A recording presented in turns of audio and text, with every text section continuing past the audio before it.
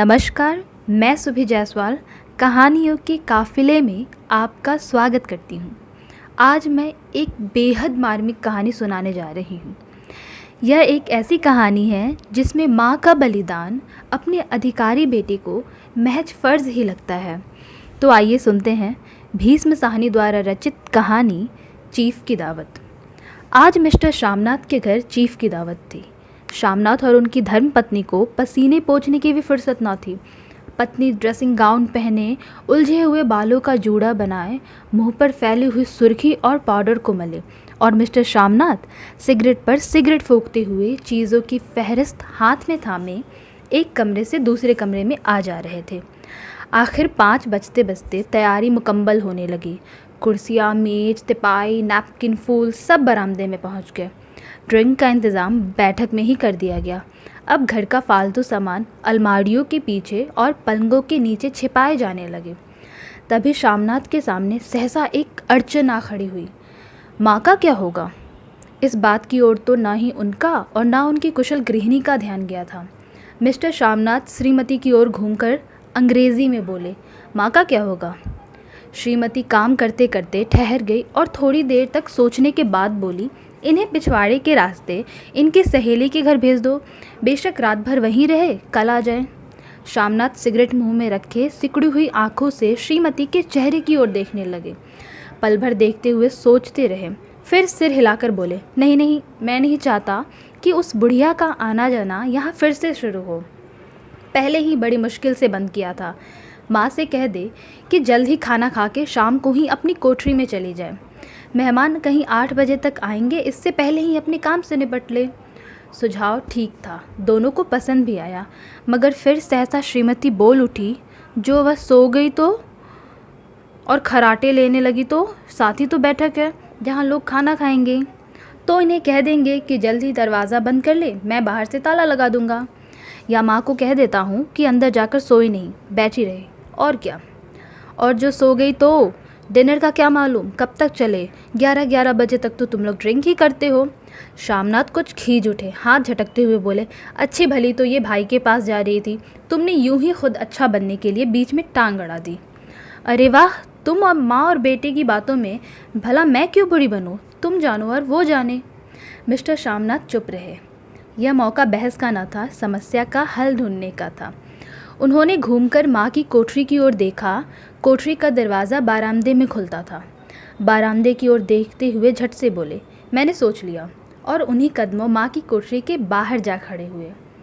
माँ दीवार के साथ एक चौकी पर बैठी दुपट्टे से मुंह सिर लपेटे माला जप रही थी। सुबह से तैयारी होते देखते हुए माँ का भी दिल धड़क रहा था। बेटे के दफ्तर का बड़ा साहब जो घर आ रहा था, सारा काम सुबीते से चल जाए। माँ, आज तुम जल्दी खाना खा लेना, मेहमान लोग 7:30 बजे तक आ जाएंगे। माँ ने धीरे से मुंह पर से दुपट्टा हटाया और बेटे की ओर देखते हुए कहा, आज मुझे खाना नहीं खाना बेटा, तुम तो जानते हो मांस मछली बने तो मैं कुछ नहीं खाती। जैसा भी हो अपने काम से जल्दी निपट लेना। अच्छा बेटा। और माँ, हम लोग पहले बैठक में बैठेंगे, उतनी देर तुम यहाँ बारामदे में बैठना, फिर जब हम यहाँ आ जाए तो तुम गुसल खाने के रास्ते बैठक में चली जाना। माँ अवाक से बेटे का चेहरा देखने लगी, फिर धीरे से बोली, अच्छा बेटा। और माँ, आज जल्दी सो नहीं जाना, तुम्हारे खराटों की आवाज़ दूर तक जाती है। माँ लज्जित सी आवाज़ में बोली, क्या करूँ बेटा, मेरी बस की तो बात ही नहीं, जब से बीमारी से उठी हूँ नाक से तो सांस ही नहीं ले जाती। मिस्टर श्यामनाथ ने इंतज़ाम तो कर दिया, फिर भी उनकी उधेड़ बुन ख़त्म नहीं हुई। जो चीफ अचानक उधर आ निकला तो 8-10 मेहमान होंगे, देसी अफसर होंगी, उनके स्त्रियां होंगी, कोई भी गुसल खाने की तरफ जा सकता है। शोभ और क्रोध में वह झुंझलाने लगे। एक कुर्सी को उठाकर बारामदे में कोठरी के बाहर रखते हुए बोले, आओ माँ, इस पर बैठो तो ज़रा। माँ माला संभालती हुई पल्ला ठीक करती उठी और धीरे से कुर्सी पर आ बैठी। यूँ नहीं माँ, टांगे ऊपर चढ़ाकर नहीं बैठते, यह खाट नहीं है। माँ ने टांगे नीचे उतार ली। और खुदा के वास्ते नंगे पाँव नहीं घूमना, ना ही वह खड़ाऊ पहनकर सामने आना। किसी दिन तुम्हारी यह खड़ाऊ उठाकर मैं बाहर फेंक दूंगा। माँ चुप रही। कपड़े कौन सी पहनोगी माँ? जो है वही पहन लूँगी बेटा, जो कहो पहन लूँ। मिस्टर श्यामनाथ सिगरेट मुंह में रखे, फिर अधखुली आंखों से माँ की ओर देखते हुए और माँ के कपड़ों की सोचने लगे। शामनाथ हर बात में तरतीब चाहते थे। घर का सब संचालन उनके अपने ही हाथ में था। खूंटियाँ कमरे में कहाँ लगाई जाए, बिस्तर कहाँ पर बिछे, किस रंग के पर्दे लाए, श्रीमती कौन सी साड़ी पहने, मेज किस साइज की हो। शामनाथ को चिंता थी कि अगर चीफ का साक्षात्कार माँ से हो गया तो कहीं लज्जित ना होना पड़े। माँ को सिर से पाँव तक देखते हुए बोले, तुम सफ़ेद कमीज़ और सफ़ेद सलवार पहन लो, पहन कर आओ तो ज़रा देखूं। माँ धीरे से उठी और अपनी कोठरी में कपड़े पहनने चली गई। यह माँ का तो झमेला ही रहेगा। उन्होंने फिर अंग्रेज़ी में अपनी स्त्री से कुछ कहा। कोई ढंग की बात हो तो भी कोई कहे, अगर कहीं उल्टी सीधी बात हो गई, चीफ को बुरा लगा तो सारा मज़ा जाता रहेगा। माँ सफ़ेद कमीज़ पहने और सफ़ेद सलवार पहनकर बाहर निकली। छोटा सा कद, सफ़ेद कपड़ों में लिपटा, छोटा सा सूखा हुआ शरीर, धुंधली आंखें, केवल सिर के आधे झड़े हुए बाल पल्ले की ओट में छिप पाए थे। पहले से कुछ कम ही कुरूप नज़र आ रही थी। चलो ठीक है, कोई चूड़ियाँ वूड़ियाँ हो तो वो भी पहन लो, कोई हर्ज नहीं। चूड़ियाँ कहाँ से लाओ बेटा, तुम तो जानते हो सब तुम्हारे पढ़ाई में बिक गए। यह वाक्य शामनाथ को तीर की तरह लगा। तिनक कर बोले, यह क्या राग छेड़ दिया तुमने माँ, सीधा कह दो नहीं है जेवर, बस। इसमें पढ़ाई वढ़ाई का क्या ताल्लुक। जो जेवर बिका है तो कुछ बनकर ही आया हूँ, नीरा लडूरा तो नहीं लौटा। जितना दिया था उससे दोगुना तुम ले लेना। नमस्कार, मैं जीभ जल जाए बेटा, तुमसे जेवर लूँगी, मेरे मुँह से तो यूं ही निकल गया, जो अगर होते तो लाख बार पहनती। 5:30 बज चुके थे। अभी मिस्टर शामनाथ को खुद भी नहा धोकर तैयार होना था। श्रीमती कब की अपने कमरे में जा चुकी थी। शामनाथ जाते हुए फिर एक बार माँ को हिदायत करते गए, माँ रोज़ की तरह गुमसुम बन के मत बैठी रहना। अगर साहब इधर आ निकले और कोई बात पूछे तो ठीक तरह से बात का जवाब देना। मैं ना पढ़ी लिखी बेटा, मैं क्या बात करूँगी। तुम कह देना माँ अनपढ़ है, कुछ जानती समझती नहीं, वह नहीं पूछेगा। 7 बजते बजते माँ का दिल धक धक करने लगा। अगर चीफ सामने आ गया और उसने कुछ पूछा तो वह क्या जवाब देगी। अंग्रेज़ को तो दूर से ही देखकर वह घबरा उठती थी। यह तो अमेरिकी है, ना मालूम क्या पूछे, मैं क्या कहूँगी।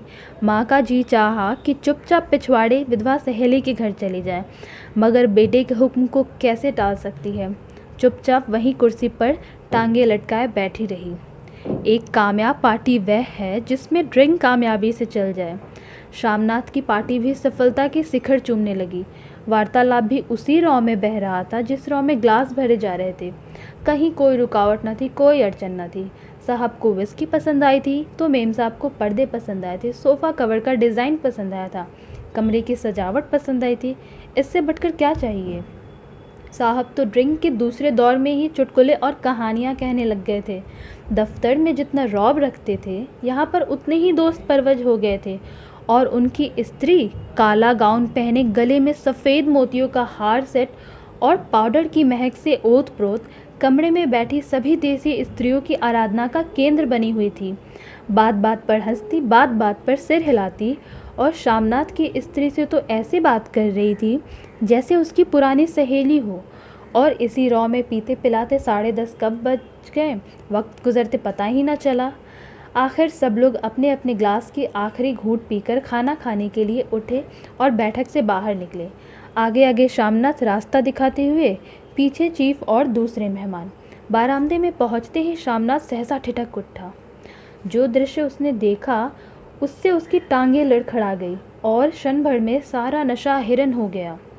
बरामदे में इन कोठरी के बाहर माँ अपनी कुर्सी पर ज्यों की त्यों बैठी थी, मगर दोनों पांव कुर्सी के सिर पर रखे हुए और सिर दाएं से बाएं की ओर झूल रहा था और मुंह से गहरे खर्राटे की आवाज़ आ रही थी। जब सिर कुछ देर के लिए टेढ़ा होकर एक तरफ को थम जाता तो खर्राटे और भी गहरे हो जाते और फिर जब झटके से नींद टूटती तो सिर फिर दाएं से बाएं झूलने लगता।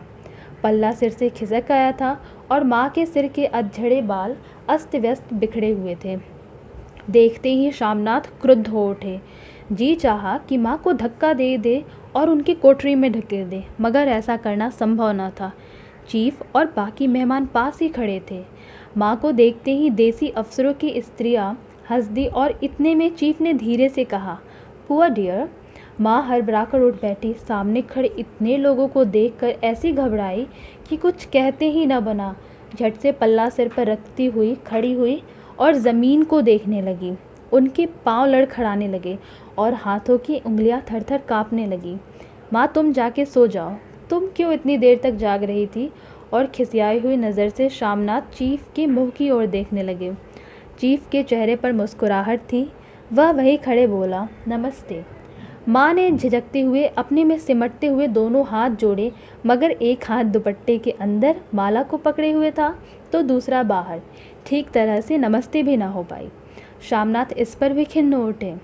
इतने में चीफ ने अपना दायां हाथ माँ के हाथ में मिलाने लगा। माँ के आगे किया। माँ और भी घबरा उठी। माँ, हाथ मिलाओ।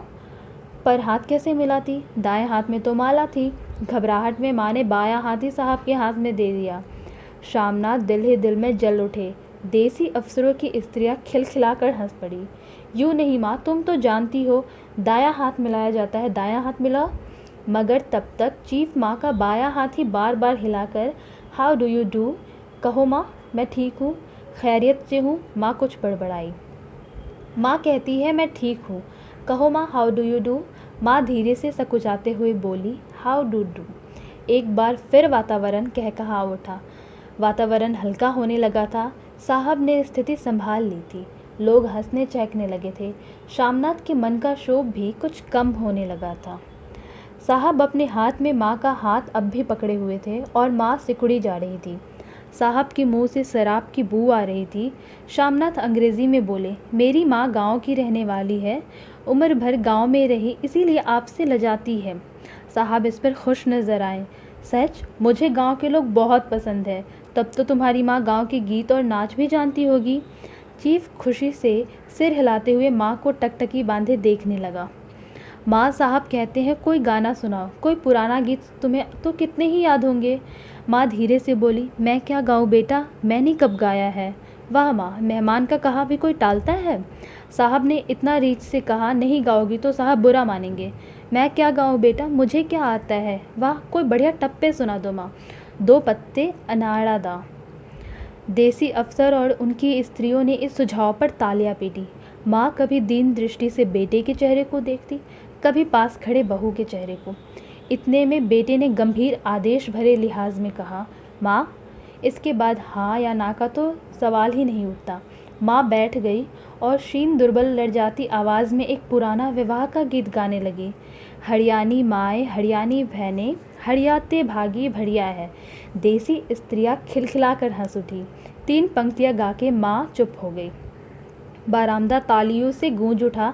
साहब तालियां पीटना बंद ही नहीं कर रहे थे। शामनाथ की खीज भी प्रसन्नता और गर्व में बदल उठी। माँ ने पार्टी में एक नया रंग भर दिया था। तालियां थमने पर साहब बोले, पंजाब के गाँव की दस्तकारी क्या है? शामनाथ खुशी से झूम रहे थे। बोले, ओ बहुत कुछ साहब, मैं आपको एक से उन चीज़ों का भेंट करूँगा, आप उन्हें देखकर खुश होंगे। मगर साहब ने सिर हिलाकर अंग्रेज़ी में फिर पूछा, नहीं, मैं दुकानों की चीज़ें नहीं मांगता। पंजाबियों के घरों में क्या बनते हैं? औरतें खुद क्या बनाती हैं? शामनाथ कुछ सोचते हुए बोले, लड़कियां गुड़िया बनाती है और फुलकारियाँ बनाती है। फुलकारी? फुलकारी क्या होता है? साहब बोले। शामनाथ फुलकारी का मतलब समझाने की असफल चेष्टा करने के बाद माँ को बोले, क्यों माँ, कोई पुरानी फुलकारी घर में है? माँ चुपचाप अंदर गई और अपनी पुरानी फुलकारी उठा लाई। साहब उसे बड़ी रुचि से देख रहे थे। पुरानी फुलकारी थी, जगह जगह से उसके तागे टूट रहे थे और कपड़े फटने लग गए थे। साहब की रुचि को देखते ही शामनाथ बोले, यह फटी हुई है साहब, मैं आपको नई बनवा दूंगा। माँ बना देगी। क्यों माँ, साहब को फुलकारी बना दोगी ना? इन्हें ऐसे ही एक फुलकारी बना दोगी। माँ चुप रही। फिर डरते डरते धीरे से बोली, अब मेरी नज़र कहाँ है बेटा, बूढ़ी आंखें क्या देखेगी। मगर माँ का वाक्य बीच में ही तोड़ते हुए शामनाथ साहब को बोले, वह ज़रूर बना देगी, आप उन्हें देखकर खुश होंगे। साहब ने सिर हिलाया, धन्यवाद किया और हल्के हल्के झूमते हुए खाने की मेज़ की ओर बढ़ गए। बाकी मेहमान भी उनके पीछे पीछे हो लिए। जीभ जल जाए बेटा, तुमसे जेवर लूँ। जब मेहमान बैठ गए और माँ पर से सबकी नज़रें हट गई तो माँ धीरे से कुर्सी पर से उठी और सबके नज़रें बचाती हुई अपनी कोठरी में चली आई। मगर कोठरी में बैठने की ही देरी थी कि आंखों में छल छल आंसू बहने लगे। वह दुपट्टे से बार बार उन्हें पोंछती, पर वह बार बार उमड़ आते, जैसे बरसों का बांध तोड़कर उमड़ आए हों। माँ ने बहुतेरा दिल को समझाया, हाथ जोड़े भगवान का नाम लिया, बेटे के चिरायु होने की प्रार्थना की, मगर आंसू बार बार उमड़ ही आते थे। आधी रात का वक्त था। मेहमान भी खाना खाकर एक एक करके जा चुके थे। माँ दीवार से सटकर बैठी आंखें फाड़े दीवार को देखी जा रही थी। घर के वातावरण में तनाव ढीला पड़ चुका था। मोहल्ले की निस्तब्धता शामनाथ के घर भी छा चुकी थी। केवल रसोई में प्लेटों की खनकने की आवाज़ आ रही थी। तभी सहसा माँ की कोठरी का दरवाज़ा ज़ोर ज़ोर से खटकने लगा। माँ, दरवाज़ा खोलो। माँ का दिल बैठ गया। हड़बड़ाकर उठ बैठी। क्या मुझसे फिर कोई भूल हो गई? माँ कितनी ही देर से अपने आप को कोस रही थी कि क्यों उन्हें नींद आ गई, क्यों वह ऊँघने लगी। क्या बेटे ने अभी तक क्षमा किया? माँ उठी और कांपते हाथों से दरवाज़ा खोल दिया। दरवाज़ा खुलते ही शामनाथ झूमते हुए आगे बढ़ाए और माँ को आलिंगन में भर लिया। ओ मम्मी, तुमने तो आज रंग ही ला दिया। साहब तुमसे कितना खुश हुए कि क्या बताऊँ। ओ अम्मी, ओ अम्मी। माँ की छोटी सी काया सिमटकर बेटे के आलिंगन में छिप गई। माँ की आंखों में फिर आंसू आ गए। उन्हें पोंछती हुई धीरे से बोली, बेटा तुम मुझे अब हरिद्वार भेज दो, मैं कब से कह रही हूँ। शामनाथ का झूमना सहसा बंद हो गया और उनकी पेशानी पर फिर तनाव के बल पड़ने लगे। उनकी बाहें माँ के शरीर पर से हटाई। क्या कहा माँ? यह कौन सा राग छेड़ दिया तुमने? शामनाथ का क्रोध बढ़ने लगा। बोलते गए, तुम मुझे बदनाम करना चाहती हो ताकि दुनिया कहे कि बेटा माँ को अपने पास नहीं रख सकता। नहीं बेटा, अब तुम अपनी बहू के साथ जैसा मन चाहे रहो। मैंने अपना खा पहन लिया, अब यहाँ क्या? जो थोड़े दिन ज़िंदगी के बाकी हैं, भगवान का नाम लूँगी, तुम मुझे हरिद्वार भेज दो। तुम चले जाओगी तो फुलकारी कौन बनाएगा?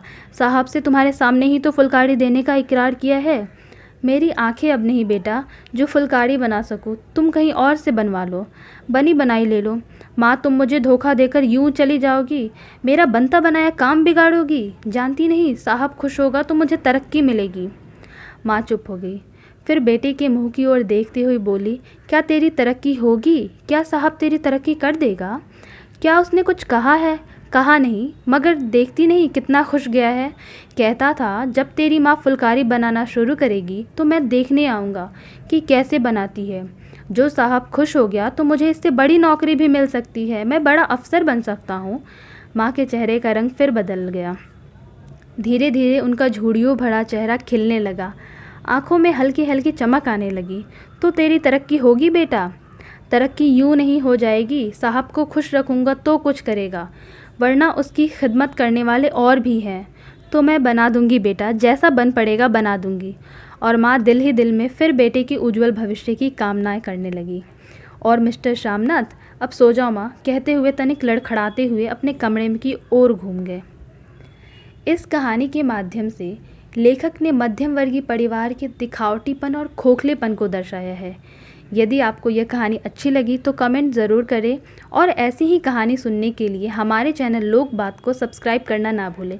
यदि आपको अपने पसंद की कोई भी कहानी सुननी हो तो ज़रूर बताएं। अब मेहमान बैठ